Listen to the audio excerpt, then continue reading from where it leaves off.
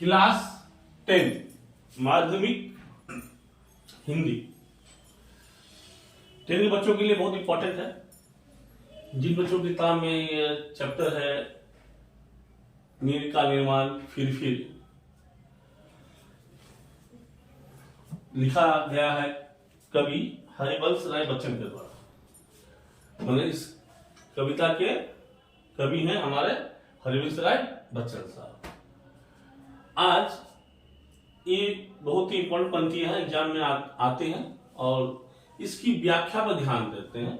सगम सुगम सरल भाषाओं में हम इस पंक्तियों का व्याख्यान करेंगे और कवि ने इस कविता के द्वारा जो संदेश देना चाहा है हरिवंश राय बच्चन जी साहब ने, उसको हम बच्चों आज व्याख्या करते हैं।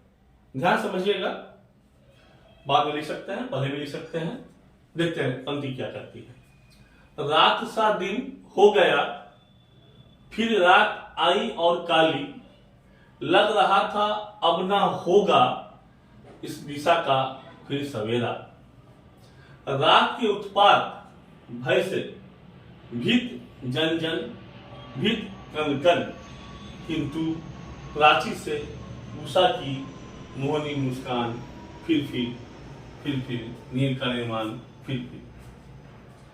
यहाँ पे हमारे कवि यह बताना चाह रहे हैं हमें कि जब प्राकृतिक विपत्ति आती है तो कैसा माहौल प्रकृति में और समाज में और हमारे अंदर में पैदा करती है, उस भावनाओं के तहत इन पंक्तियों में लिखा गया है और उसकी व्याख्यात्मक चीजें एग्जाम में आती है। व्याख्या समझ लेंगे तो बाकी चीज अपने आप लिख सकते हैं।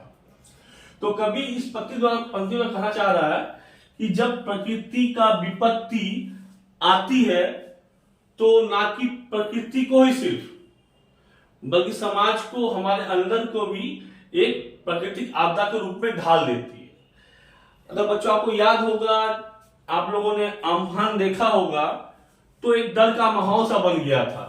अब क्या होगा, कल होगा या नहीं होगा, कौन रहेगा, घर उड़ गया, टंकी उड़ गई। उन चीजों का आप याद करते हैं तो शायद ज्यादा आसानी से इस पंक्ति को समझ पाएंगे आप। कवि कह रहे हैं कि प्राकृतिक विपदा जब आती है तो अंदर भी और बाहर भी जो माहौल होता है वो विपदा का ही बन जाता है। प्राकृतिक विपदा जैसे मान लो अब दिन बारिश का माहौल हो जाए, काला अंधेरा बादल छा जाए तो दिन में ही रात जैसा माहौल लगता है, दिन में ही शाम लगने लगता है।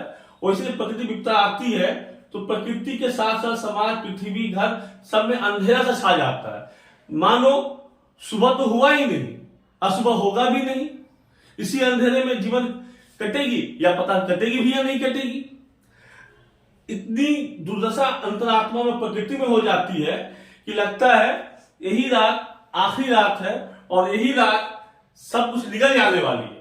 जो प्राकृतिक विपदा आई है ना किसी प्रकृति के लिए आई है, बल्कि प्रकृति विपदा जो है प्रकृति के साथ साथ हम सभी को अपने आगोश में लेके दबोच लेगी और अगला सुहारा, अगला सवेरा शायद हम ना देख पाए, ना प्रकृति देख पाए, ना कोई और देख पाए।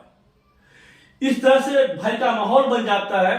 हर जन भयभीत हो जाता है, समाज का हर हिस्सा भयभीत हो जाता है। अब प्रकृति अपने आप में भयभीत हो जाती है।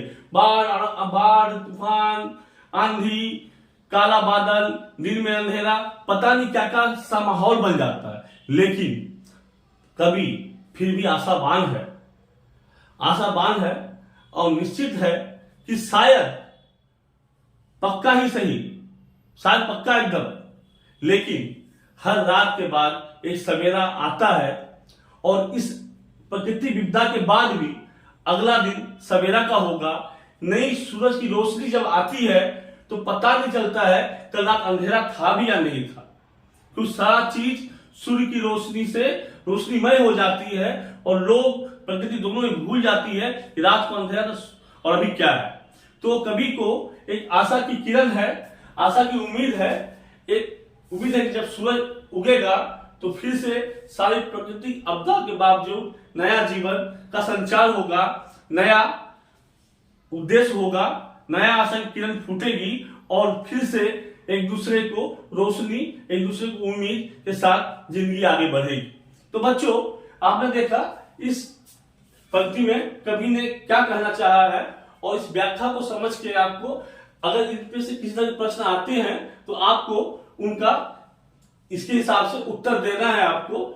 और भी हम क्लास 10 वाले बच्चों के लिए और भी चैप्टर्स और भी पंक्तियों का विश्लेषण और व्याख्या लेके आते रहेंगे। आप हमारे साथ जुड़े रहिए, हमारे चैनल को सब्सक्राइब कीजिए, फॉलो कीजिए, लाइक कीजिए। कुछ और जानना चाहते हैं तो कमेंट कीजिए, और मिलते हैं अगले वीडियो में।